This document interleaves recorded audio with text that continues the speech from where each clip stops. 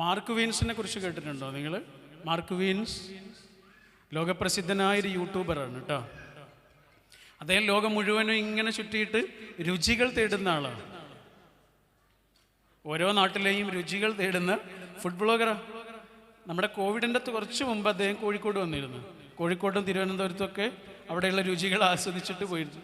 നമ്മുടെ കാരന്തൂർ ഒരു കാടിൻ്റെ ഉള്ളിലൊരു ചേട്ടൻ്റെ കഞ്ഞിക്കടയുണ്ട്. ആരെങ്കിലും പോയിട്ടുണ്ടോ? ഒരു ചന്ദ്രേട്ടൻ്റെ കട പോയില്ലേ? ഞാൻ ഇന്ന് പോയി, പക്ഷെ അവിടെ നല്ല തിരക്കായിരുന്നു, അതുകൊണ്ട് പോകാൻ പറ്റില്ല. അവിടെ മാർക്ക് വീൻസ് വന്നിരുന്നത്. മാർക്ക് വീൻസ് വന്നതിന് ശേഷമാണ് കൂടുതൽ ആളുകൾ ആ കട അറിയുകയൊക്കെ ചെയ്യുന്നത്. ഈ മാർക്ക് വീൻസ് കോവിഡിൻ്റെ സമയത്ത് അദ്ദേഹത്തിൻ്റെ ഭാര്യയുടെ നാട്ടിൽ ആയിപ്പോയി, തായ്ലൻഡിൽ. അപ്പോൾ തായ്ലൻഡിലെ സ്ട്രീറ്റിലും അതുപോലെയുള്ള ചെറിയ ചെറിയ പട്ടണങ്ങളിലൂടെയൊക്കെ മാത്രമേ അദ്ദേഹത്തിന് ആ സമയത്ത് പോകാൻ കഴിയൂ, വേറെ എങ്ങോട്ട് യാത്ര ചെയ്യാൻ കഴിയില്ലല്ലോ. അങ്ങനെയുള്ള ആ സമയത്ത് അദ്ദേഹം തായ്ലൻഡിലെ ഒരു ചെറിയ പട്ടണത്തിലെ പള്ളിയുടെ മുന്നിലുള്ള ഒരു മിഠായി കച്ചവടക്കാരൻ്റെ അടുത്തെത്തുന്നുണ്ട്. അയാൾ നമ്മുടെ ഈ പഞ്ചാരപ്പാല് മിഠായി ഇല്ലേ, കോഴിക്കോടൊക്കെ കണ്ടില്ലേ, ബീച്ചിലൊക്കെ ഉണ്ടായിരുന്നു, അത് ഇങ്ങനെ വലിച്ചെടുക്കുന്നൊരു മിഠായി. അങ്ങനെ ഒരു മിഠായിയാണ് ഈ ആൾ കച്ചവടം ചെയ്യുന്നത്. അപ്പം കൂടുതലും അവിടെ ഉള്ളത് ചെറിയ കുട്ടികളാണ്. അവരുടെ കയ്യിൽ ചെറിയ പൈസയൊക്കെ ഉണ്ട്, അത് കൊടുത്തിട്ട് ഇത് വാങ്ങിക്കഴിക്കണം. അപ്പോൾ മാർക്ക് വീൻസ് ചെന്നിട്ട് ഈ മിഠായി കഴിക്കുന്നുണ്ട്. അദ്ദേഹത്തിൻ്റെ ഭാര്യയൊക്കെ മിഠായി കഴിക്കുന്നുണ്ട്. അങ്ങനെ മിഠായി കഴിക്കുന്ന സമയത്ത് സാധാരണ ഇങ്ങനൊരു ചോദ്യം അദ്ദേഹമോ അദ്ദേഹത്തിൻ്റെ ഭാര്യയോ ആരോടും ചോദിക്കാറുമില്ല. പക്ഷെ ഇദ്ദേഹത്തോട് മാത്രം ചോദിച്ചു, പേഴ്സണലായൊരു കാര്യം ചോദിച്ചു. സാധാരണ അങ്ങനെ അവർ ചോദിക്കാറേ ഇല്ല, ഭക്ഷണത്തെക്കുറിച്ചല്ലാതെ വേറെ ഒന്നിനെക്കുറിച്ച് ചോദിക്കാറില്ല. കാരണം ഈ കച്ചവടം ചെയ്യുന്ന ആളില്ലേ, ഇയാളെ കണ്ടാൽ തന്നെ അറിയാം ഒരുപാട് വയസ്സായിട്ടുണ്ട് ആൾക്ക്, ശരീരത്തിലെ സ്കിൻ ടോണൊക്കെ കണ്ടാൽ തന്നെ അറിയാം. അപ്പം മാർക്ക് വീൻസിൻ്റെ വൈഫ് ചോദിച്ചു, നിങ്ങൾക്ക് എത്ര വയസ്സായി എന്ന് ചോദിച്ചു. അപ്പം അയാൾ പറഞ്ഞ എത്ര അറിയാം? 129 വയസ്സ്. 129 വയസ്സ്. അത് കേട്ടപ്പോൾ തന്നെ ഇവരെ ഞെട്ടി. അപ്പോൾ കുറച്ച് സമയം കഴിഞ്ഞ് മിഠായിയൊക്കെ കഴിച്ചിട്ട് മാർക്ക് വീൻസിൻ്റെ വൈഫ് വീണ്ടും അയാളുടെ അടുത്ത് ചെന്നിട്ട് ഒരു ചോദ്യം കൂടി ചോദിച്ചു. അല്ല, സാധാരണ ആളുകൾക്കൊക്കെ രാവിലെ ഉണരുമ്പോൾ ഒരു ഓഫ് ആവാറുണ്ട്, ഒരു മൂഡ് ഓഫ് ആവാറുണ്ട്. നിങ്ങൾക്ക് അങ്ങനെ എപ്പോഴെങ്കിലും ഉണ്ടായിട്ടുണ്ടോ എന്ന് ചോദിച്ചു. അപ്പോൾ അയാൾ പറഞ്ഞെന്താ പറയുക, അയാൾ മിഠായി ഇങ്ങനെ ഉണ്ടാക്കിയിട്ട് കുട്ടികൾക്ക് കൊടുത്തുകൊണ്ടിരിക്കുന്നതിനിടയിൽ ആണ് ഈ ചോദ്യം കേൾക്കുന്നത്. അദ്ദേഹം അവരോട് പറഞ്ഞു, ഇല്ല ഇല്ല മോളെ, അങ്ങനെ ഉണ്ടാവാറില്ല.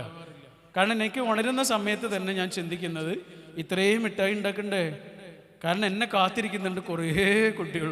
ഈ പ്രദേശത്തെ മുഴുവൻ കുട്ടികൾ ഞാൻ വരുന്നത് കാത്തിരിക്കുന്നുണ്ട്.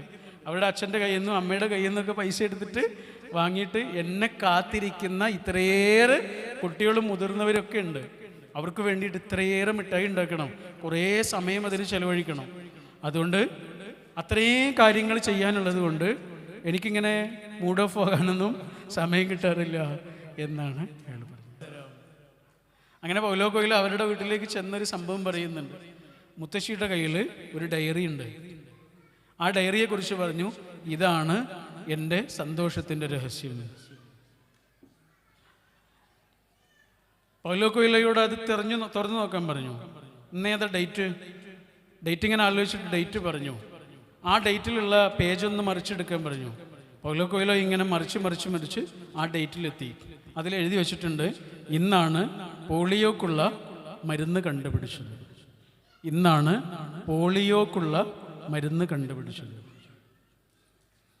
മുത്തശ്ശി പറഞ്ഞു, ഇന്ന് സമാധാനമായിരിക്കാൻ ഇതുപോലെ, ഇതെങ്ങാനും കണ്ടുപിടിച്ചിട്ടില്ലായിരുന്നെങ്കിൽ മോനെ എത്ര ആളുകളായിരിക്കും മരണത്തിന് വിട്ടുകൊടുക്കേണ്ടി വരിക. ദുർഘടമായ ജീവിതാവസ്ഥകളിലേക്ക് എത്ര മനുഷ്യരെ വിട്ടുകൊടുക്കേണ്ടി വരും. എനിക്കിന്ന് മനുഷ്യകുലത്തിന് വേണ്ടി ഒരു മനുഷ്യൻ അയാളുടെ അത്രയേറെ രാവുകളും പകലുകളും അധ്വാനവും ചെലവഴിച്ച് സമയവും ചെലവഴിച്ച് ഒരാൾ ഈ മരുന്ന് കണ്ടെത്തി എന്നുള്ളത് മുഴുവൻ മനുഷ്യന്മാർക്കുണ്ടായിട്ടുള്ള സമാധാനം എത്ര വലുതാണ് എന്ന് ആലോചിക്കുമ്പോൾ എനിക്കുണ്ടാകുന്നൊരു സന്തോഷമുണ്ട്. ഇന്ന് വൈകുന്നേരം വരെ സന്തോഷിക്കാൻ എനിക്കത് മതി. 80 വയസ്സെങ്കിലും കഴിഞ്ഞിട്ടുള്ള ഒരു മുത്തശ്ശിയാണ് പറയണത്. ഇവരൊക്കെ എന്താ ചെയ്യുന്നതെന്നറിയാം? ആയുസ്സിനൊരു മീനിങ് കൊടുക്കുകയാണ്. പറഞ്ഞു വന്നത് എന്താണെന്നറിയാം? ശാന്തമായി ഉണരാനുള്ള മരുന്ന് എന്താണ്? ഇതാണ് പ്രശ്നം. ശാന്തമായി ഉണരാനുള്ള മരുന്ന് എന്താണ്? അല്ലെങ്കിൽ ഉണർന്നു കഴിഞ്ഞാൽ നമുക്കൊരു ശാന്തത കിട്ടാനുള്ള മരുന്ന് എന്താണ്? എനിക്ക് 4 മരുന്നുകളാണ് കിട്ടിയത്. നിങ്ങളോടത് പറയാനാണ് ഞാൻ ഇന്ന് ഉദ്ദേശിക്കുന്നത്. വളരെ കുറച്ച് സമയം കൊണ്ട് ഞാൻ അവസാനിപ്പിക്കാം കേട്ടോ. കുറച്ച് സമയം ഞാൻ എടുക്കുള്ളൂ, കുറച്ച് സമയം. ഈ 4 കാര്യങ്ങളാണ് ഞാൻ നേരത്തെ പറഞ്ഞ എൻ്റെ ആയുസ് കൊണ്ട് ഞാൻ പഠിച്ച 4 കാര്യങ്ങൾ. ഒന്നാമത്തെ കാര്യം എന്താണെന്നറിയോ? കണ്ടൻമെൻ്റാണ്. കണ്ടൻമെൻറ്റ്. എന്താ കണ്ടൻമെൻ്റ് എന്ന് പറഞ്ഞാൽ? സംതൃപ്തി. നമ്മളിപ്പോൾ എവിടെയാണോ ഉള്ളത് അവിടെ, നമ്മൾ ആരുടെ കൂടെയാണോ ഉള്ളത് അവരെ, നമുക്ക് എന്താണോ ഉള്ളത് അതിനെ ഏറ്റവും ആനന്ദത്തോടെയും സന്തോഷത്തോടെയും ആർക്കാണോ സ്വീകരിക്കാൻ പറ്റുന്നത് അവരുടെ ഉള്ളിൽ മാത്രമേ ഒരു ഇന്നർ പീസ് അനുഭവിക്കാൻ കഴിയുള്ളൂ.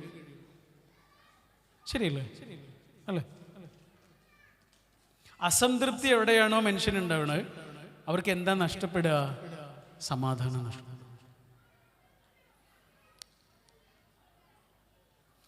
അതിങ്ങനെ എണ്ണി നോക്കിയാൽ ഏറ്റവും സൂക്ഷ്മമായ കാര്യമടക്കം ഏറ്റവും വലിയ കാര്യത്തിലേക്ക് വരെ നമുക്ക് എന്താണോ ഉള്ളത് അതിൽ നമ്മുടെ ഉള്ളിൽ ഉണ്ടാവുന്ന ഒരു സംതൃപ്തിയാണ്. ഇപ്പം ചില ആളുകൾ പറയില്ലേ, എനിക്ക് എല്ലാ ഭക്ഷണവും കഴിക്കാൻ കഴിയുന്നു, ഞാൻ എന്തും കഴിക്കും എന്നൊക്കെ പറയില്ലേ? ചില ആളുകൾ അങ്ങനെ പറയില്ലേ, ഞാൻ എന്തും കഴിക്കും. അങ്ങനെയൊക്കെ പറയുമ്പോൾ അയാൾ എത്ര ഗ്രാറ്റിറ്റ്യൂഡുള്ള മനുഷ്യനായിട്ട് മാറണം ആലോചിച്ചു. അയാൾ എത്ര ഈശ്വരനോട് പഠിച്ചവനോട് എത്ര നന്ദിയുള്ളൊരു മനുഷ്യനായിരിക്കണം അല്ലേ? ഞാനെല്ലാം കഴിക്കുമെന്ന് പറയുമ്പോഴേ, കാരണം ഒരാൾക്ക് ടോക്സിക് ആയിട്ടുള്ളൊരു സാധനം വേറൊരാൾക്ക് ടോണിക് ആയിരിക്കും. ഒരാൾക്ക് ടോണിക്കായ കാര്യം വേറൊരാൾക്ക് ടോക്സിക് ആയിരിക്കും. നിങ്ങൾ കഴിക്കുന്ന സാധനം ചിലപ്പോൾ എനിക്ക് പറ്റണമെന്നില്ല, എൻ്റെ ശരീരത്തിന് ചിലപ്പോൾ പറ്റണമെന്നില്ല. അപ്പോൾ നിങ്ങൾ എന്നോട് പറയാം ഞാനെല്ലാം കഴിക്കും എന്ന് പറയുമ്പോൾ പോലും ഒരാളുടെ ഉള്ളിൽ എത്ര ഗ്രാറ്റിറ്റ്യൂഡ് ഉണ്ടാവണമെന്ന് ആലോചിച്ച് നോക്കൂ. വിശുദ്ധ ഖുർആനിൽ ഒരു പ്രവാചകനുണ്ട്, നൂഹ് പ്രവാചകൻ അല്ലേ? നോഹ എന്ന് ബൈബിളിൽ പറഞ്ഞിട്ടുള്ള നൂഹ നബി അലൈഹിസ്സലാം. അദ്ദേഹത്തെക്കുറിച്ച് പഠിച്ചവൻ എന്താ പറഞ്ഞതെന്നറിയാം? നോഹ പ്രവാചകൻ. നോഹയുടെ പെട്ടകം എന്നൊക്കെ കേട്ടിട്ടില്ലേ? ബൈബിളിലുണ്ട് നോഹയുടെ പെട്ടകം.